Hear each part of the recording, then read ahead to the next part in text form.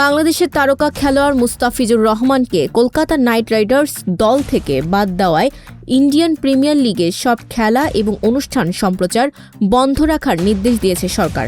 ভারতীয় cricket board কর্তৃক আগামী ২৬ মার্চ ২০২৬ থেকে অনুষ্ঠেয় আইপিএলে মুস্তাফিজুর রহমানকে কলকাতা নাইট রাইডার্স দল থেকে বাদ দেওয়ার বিষয়টি সরকারের দৃষ্টিগোচর হয়েছে।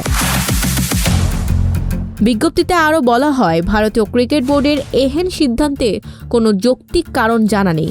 এমন সিদ্ধান্ত বাংলাদেশের জনগণকে ব্যথিত, মর্মাহত ও ক্রুদ্ধ করেছে। এমত অবস্থায় পরবর্তী নির্দেশ না দেওয়া পর্যন্ত আইপিএলের সব খেলা এবং অনুষ্ঠান প্রচার অথবা সম্প্রচার বন্ধ রাখার জন্য নির্দেশক্রমে অনুরোধ করা হলো। জনস্বার্থে ও যথাযথ কর্তৃপক্ষের অনুমোদন ক্রমে এই আদেশ জারি করা হয়েছে বলে জানিয়েছে মন্ত্রণালয়।